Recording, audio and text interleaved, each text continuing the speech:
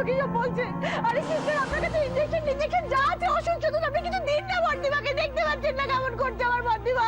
তোমার মামু তোমাকে একটা চিঠি দিয়ে গেছেন। আমার এই চিঠিটা যখন তুমি পাবে তখন আমি তোমার কাছ থেকে অনেক দূরে। ওই দেখ আবার কি সব বলছে, ভালো করে শোন। এত উতলা হচ্ছেন কেন? একটু ধৈর্য ধরুন না, আমি তো দেখছি। হ্যালো, ডক্টর বিশ্বাস বলছেন? আমি শারণ সরকার বলছি। এসব ব্যাপারে এত উতলা হলে চলে না। না না, তবু ভূত ফোনটা করে নিক ডাক্তার বাবুকে। যতক্ষণ না বর্দিমা চোখ মেলে তাকাচ্ছে, ততক্ষণ আমরাও ঠিক করে নিঃশ্বাস নিতে পারবো না। দিদি তো ঘোরের মধ্যে কি সব বলছে, সব আগের কথাগুলো বলে যাচ্ছে। বিয়ের সাথে স্মৃতিগুলো বর্দিমার মনে বিভীষিকা হয়ে রয়েছে। মিষ্টি, বর্দিমার মন থেকে ওই স্মৃতিগুলো আমরা মুছে দিতে পারবো।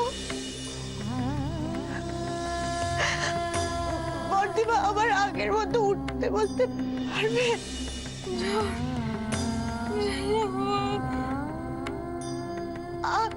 আগের মতো কথা বলতে পারবে তো? মিষ্টি বল না, কথা বলতে পারবে তো বর্দিমা? আচ্ছা আচ্ছা,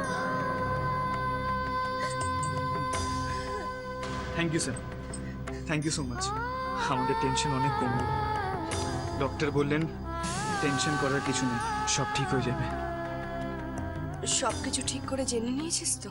ডক্টর বললেন এটা ভালো সাইন। মানে এই যে পেশেন্ট ভুলভাল বকছে, এটার মানে হচ্ছে পেশেন্ট নিজের জ্ঞান আস্তে আস্তে ফিরে পাচ্ছে। এটা কিছুদিন এরকমই থাকবে, তবে কিছুদিন পর পেশেন্ট নর্মাল হয়ে যাবে। টেনশন করার কিছু নেই। হ্যাঁ, তবে কনস্ট্যান্ট ওয়াচের মধ্যে রাখতে হবে পেশেন্টকে।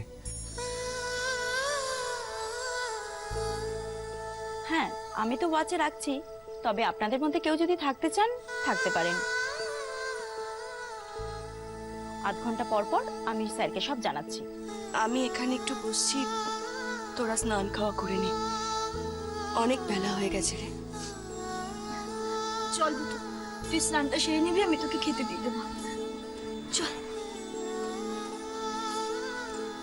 আয়।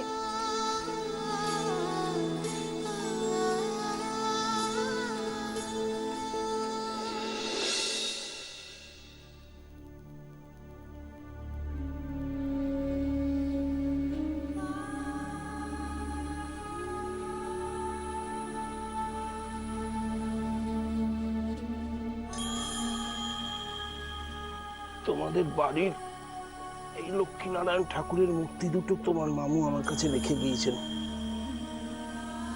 তুমি তো জানো তোমার সোনাদিন মা কত যত্ন সহকারে প্রতিদিন এদের পুজো করতেন। তোমার মামু তো সবই বেঁচে দিয়ে গিয়েছেন, শুধু প্রাণে ধরে এই মূর্তি দুটো আমাকে ইনস্ট্রাকশন দিয়ে গিয়েছেন। কি ইনস্ট্রাকশন? এ বাড়িতে যার লক্ষ্মী হয়ে আসার কথা ছিল তার কাছে যেন মূর্তি দুটো পৌঁছে দেওয়া হয়।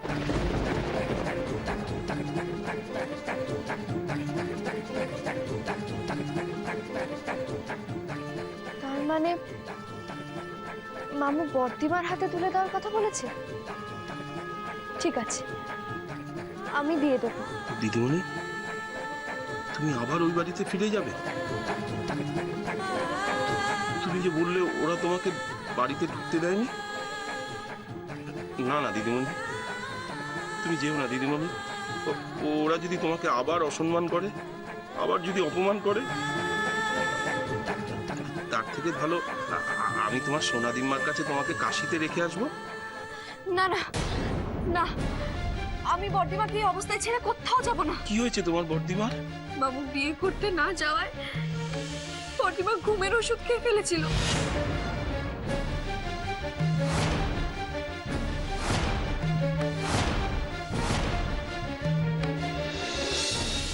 কি বলছো তুমি দিদিমণি? আমি জানি না, এখন বর্দিমা কেমন আছে, জ্ঞান ফিরেছে কিনা। কিন্তু যতক্ষণ না বর্দিমা সুস্থ হচ্ছে, আমি বর্দিমাকে ছেড়ে কোথাও যাব না।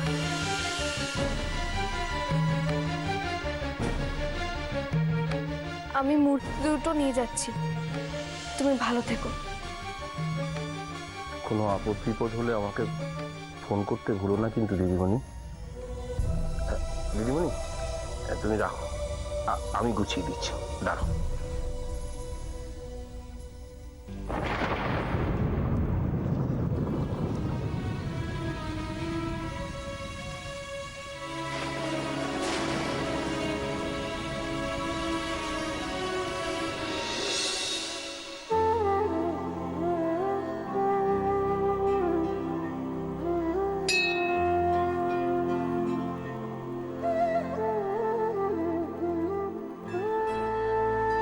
আমি তো আগে কোনোদিনও পুজো করিনি, কি করে করতে হয় কিছুই ভালো করে জানি না।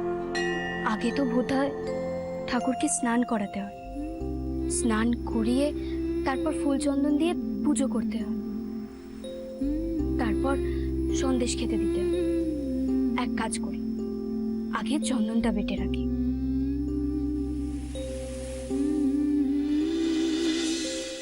এই যা, আসল জিনিসটাই তো আনতে ভুলে গেছি, ফুল। ফুলওয়ালা ছেলেটা আজকে ফুল রেখে গেছে, দেখি তো।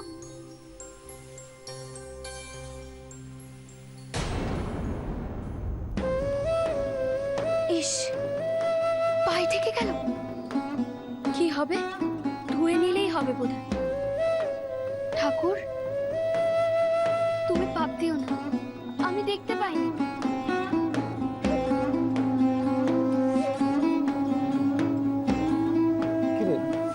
তুই এখানে কি করছিস? দাদা ভাই, আমি কি করব বুঝে উঠতে পারছি না। কেন? বর্দিমা সকালে উঠে স্নান করে রাধা মাধবের সেবা দেয়। বর্দিমা না করলে সেজদি, ফুলদি বা মেজদি করত। আমি তো কোনোদিনও পুজো দিইনি, তাই জানি না কিভাবে করতে হয়। তাহলে তুই মেজদিকে বললি না কেন? বলতে ভরসা পেলাম না রে দাদা ভাই। সবার মন মেজাজ খুব খারাপ, সবাই বর্দিমার কাছেই আছে। কিছু বলতে গেলেই মুখ করছে, পুজোর কথা বললে যদি রাগ করে। তাই আমি ভাবলাম আমি রাধা মাধবকে সেবাটা দিয়ে দিই। বাহ, খুব ভালো করেছিস। কিন্তু ভুলভাল সেবা করলে রাধা মাধব তো পাপ দেবে। তাড়াহুড়োর মধ্যে তো চন্দন কাঠটাও পায়ে লেগে গেল, জানি না এবার কি হবে। না না, রাধা মাধব কেন পাপ দেবেন? বাড়িতে এত বড় একটা অঘটন ঘটলো, সবার মনে নাও থাকতে পারে, কিন্তু এই যে তুই মনে করে পুজো দিতে এসেছিস, তাতেই ঠাকুর খুশি হয়ে যাবেন। একটু আধটু ভুলে কিছু হবে না। সত্যি বলছিস দাদা ভাই? হ্যাঁ, বর্দিমা কি বলতো শুনিসনি? মনের ভক্তিই হচ্ছে আসল ভক্তি। এই যে তুই মনে ভক্তি নিয়ে ঠাকুরের কাছে এলি, ঠাকুর খুশি না হয়ে থাকতে পারে? এই কদিনে আমাদের বাড়িটা কিরকম একটা হয়ে গেছে, তাই না? আগে সকাল থেকে কত কিছুই না হতো। বর্দিমার ছাত্র ছাত্রীরা আসতো, গান শিখতো, রান্নাঘর থেকে ফুলদি কুবলুকে বকতো, সেজদিকে ব্যায়াম করতে বলতো, কত হইচই হতো, তাই না? হ্যাঁ, বাড়ির সেই চেনা ছন্দটাই কোথায় যেন হারিয়ে গেছে।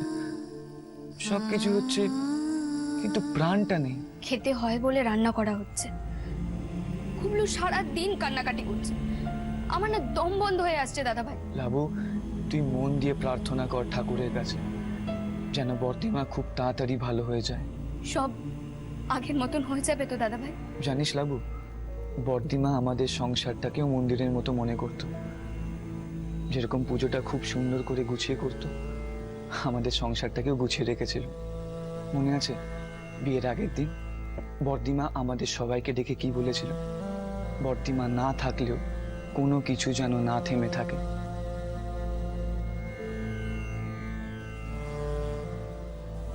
দেখ, আমি তো থাকবো না, এখন থেকে তোর পেছনে টিকটিক করার মতো আর কেউ থাকবে না। এখন থেকে এই কাজগুলো তোকেই মনে রেখে করতে হবে, কেমন? আমি তো আবার 8 দিনের মাথায় আসছি, তখন এসে তোকে ভর্তি করে দেবো।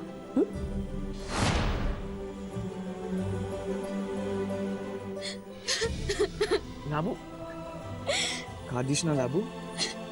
ঠাকুরের সামনে বসে কাঁদতে আছে নাকি? হ্যাঁ, দিকে থাক, চোখের জল মুছে রাধা মাধবের সেবা কর।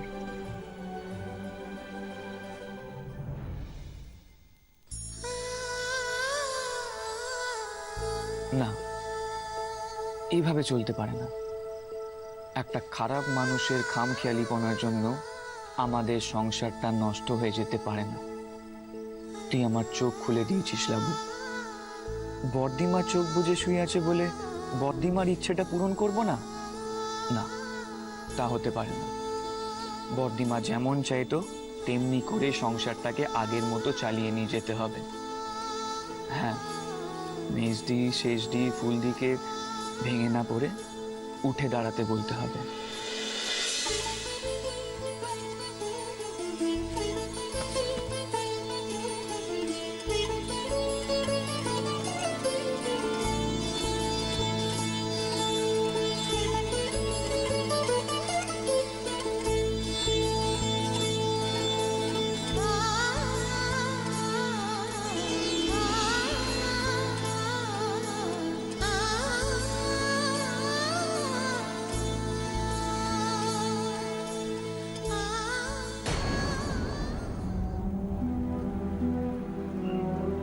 মানক্ষী না? হ্যাঁ, এটা মানক্ষী। মানক্ষী, তোমার বিয়ে হয়ে গেছে? কবে হলো?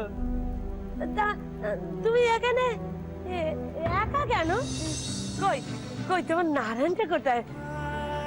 তোমাদের দুজনের জুড়ি ঠাকুর করেই পাঠিয়েছেন। তোমাদের দুজনকে একসঙ্গে দেখতে পেয়ে আমার যে কি ভালো লাগে।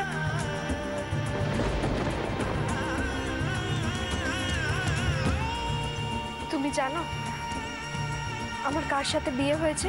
ও মা, বনটালা জানবে না কেন? ওই তো প্রথম যেদিন কানের দুলটা পেয়েছিলেন উনি তো আমারই কাছে ছুটে এসেছিলেন। মানবকে খুঁজে পেয়েছে তাহলে? মালক্ষী, আমি বলেছিলাম না রাধাকৃষ্ণের মন্দিরে কেউ কারোর মন থেকে খুঁজতে চাইলে ঠিক খুঁজে পায়। ও দাদা বাবু, তা সেই একখানা দুল দিয়েছে। দুল? কিসের দুল?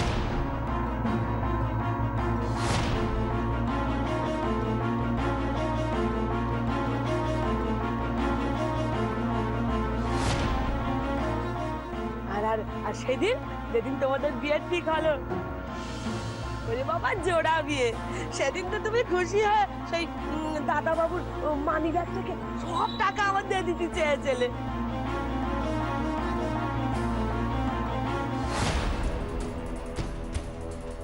এই নাও। এ কি করছো মিছরি? ব্যাগ খালি করে সব টাকা দিয়ে দিচ্ছ? আরে বাবা, আমরা তো এখন বাড়ি চলে যাব, আমাদের তো টাকা আর লাগবে না। রাস্তায় যদি কোনো প্রয়োজন হয়? যদি দরকার হয় তাহলে এটিএম কার্ড তো আছেই, তুলে নেব। এই নাও। না মিছরি, সব সময় একটা কথা মনে রাখবে, নিজের ভাড়ার কখনো খালি করতে নেই। তোমার যদি কাউকে কখনো কিছু দিতে ইচ্ছে হয় নিশ্চয়ই দেবে, কিন্তু নিজের জন্য কিছু রেখে দেবে। সেটা যদি শূন্য হয়ে যায় তাহলে অন্য কাউকে কিছু দেবে কি করে? আহা, সেই দিনটির কথা ভুলতে পারিনি গো মা লক্ষ্মী। তোমার বিয়ে হয়ে গেছে দেখে আমার খুব আনন্দ হচ্ছে। হ্যাঁ মা, খুব আনন্দ হচ্ছে। আমি তো আর এদিক মানে সেরকম আসিনি। ওই যে ওই যে সেদিন বালা দুটো দিয়েছিল না, ওই যে বেঁচে তো আমার ছেলে একটা দোকান করেছে। হ্যাঁ মা, ছেলে বললে আর ভিক্ষা করতে হবে না, আমিও তাই ছেড়ে দিলাম ওইসব। এই মাঝে মাঝে ঠাকুর প্রণাম করতে এদিক মানে আসি। আর দেখো আবার আমার ওই ঠাকুর তোমার সঙ্গে দেখা করকে দেন।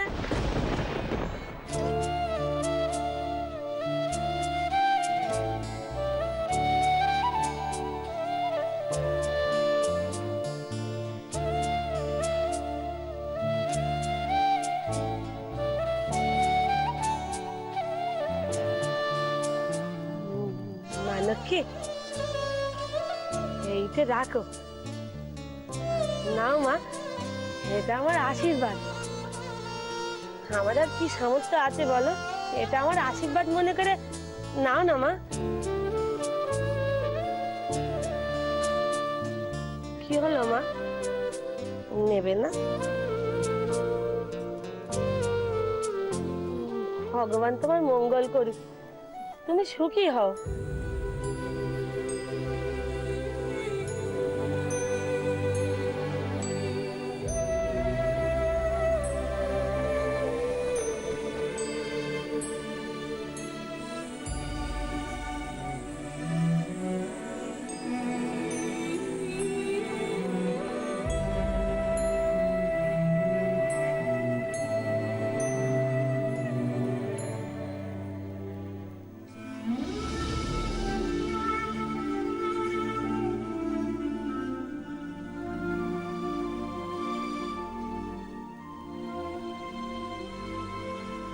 তোরা কি বর্দিমার চোখ না খোলা পর্যন্ত এইভাবেই বসে থাকবি? দিন রাত বর্দিমার পাশে এইভাবে বসে থাকলে বর্দিমার কি লাভ হবে বলতো? তোরা কেন নর্মাল হচ্ছিস না? অন্যদিন যে কাজগুলো করতিস সেগুলো কেন করছিস না? এসব তুই কি বলছিস? ঠিকই তো বলছি। নার্স দিদি তো এখানে আছেন বর্দিমার খেয়াল রাখার জন্য, কিন্তু তোরা সব কাজকর্ম ফেলে দিয়ে এখানে বসে আছিস কেন? গুলোটা কোথায় কোথায় ঘুরে বেড়াচ্ছে, কোনো খোঁজ খবর রাখছিস না। সকালবেলা থেকে কাউকে জল খাবারও দেওয়া হয়নি। তোদের নিশ্চয়ই নিজেদেরও খিদে পেয়েছে। এসব তুই কি বলছিস ভূত? তোর কি মাথাটা তো একেবারে খারাপ হয়ে গেছে? 1 মিনিট, আমি একটু বাইরে থেকে আসছি। আপনারা কথা বলুন, কিন্তু একটু আস্তে। পেশেন্টের ঘর তো, প্লিজ। কেমন? আমার কথাগুলোতে তোরা খুব অবাক হচ্ছিস, তাই না? কিন্তু তোরা আমাকে একটা কথা বলতো, বর্দিমা আজ ঠিক থাকলে বাড়ির নিয়ম কানুনগুলো এত সহজে আমরা ভাঙতে পারতাম? কিন্তু তাহলে এই অবস্থাতে কিন্তু তোরা এইভাবে কাজকর্ম ছেড়ে দিয়ে বসে থাকলে চলবে বল? তোর কি মাথা খারাপ হয়ে গেছে নাকি ভূত? না, আমার মাথা ঠিক আছে বলে এই কথাগুলো বলছি। লাবুই আমার চোখ খুলে দিয়েছে। বর্দিমা সকালে উঠে স্নান করে প্রথম কাজ যেটা করতো সেটা হচ্ছে রাধা মাধবের সেবা করা। তোদের কারোর মনে নেই, কিন্তু লাবু ঠিক মনে করে পুজো দিয়েছে। বর্দিমা কোনো কাজে ফাঁকি পছন্দ করতো না।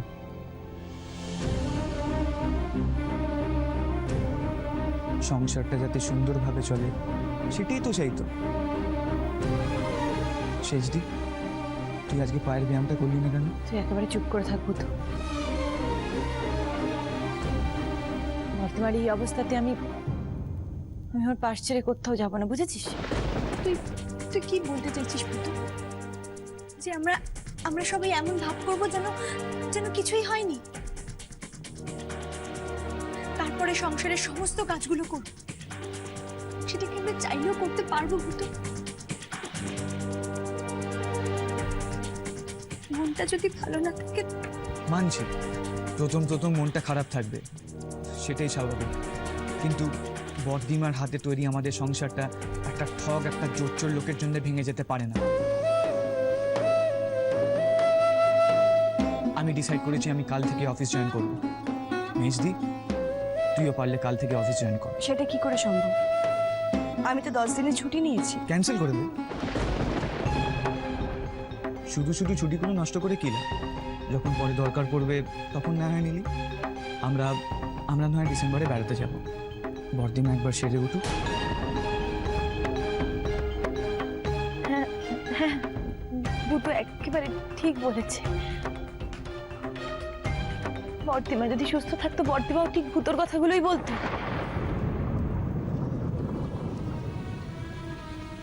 সত্যি তো, একটা বাজে মানুষের জন্য আমাদের এই ফুলের মতো সংসারটা ছাড়খাড় হয়ে যাবে। তুই একদম ঠিক বলেছিস ভূত। কিন্তু তুই যেটা বলছিস সেটা কি করে সম্ভব? দিদি যেভাবে নিয়ম মেনে সবকিছু করতো আমরা সেটা করতে পারব? আজ মঙ্গলবার, প্রতি মঙ্গলবার দিদি রাধা গোবিন্দর মন্দিরে পুজো দিতে যেত। বেশ তো, তোদের কারো সময় না হলে আমি চলে যাব ওই মন্দিরে। বর্দিমার জন্য এইটুকু করতে পারবো না?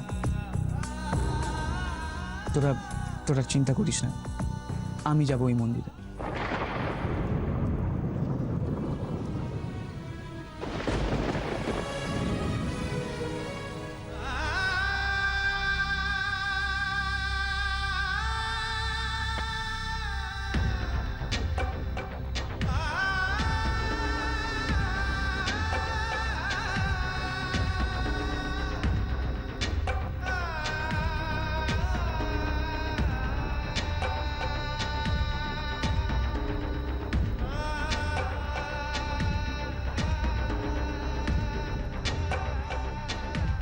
হে রাধা মাধব, তোমার এখানে এসেই তো আমি প্রথমবার বর্দিমাকে খুঁজে পেয়েছিলাম।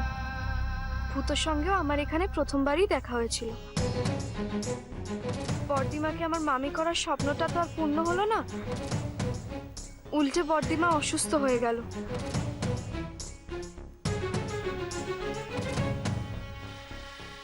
আমি আমার জন্য কিচ্ছু চাইতে আসিনি,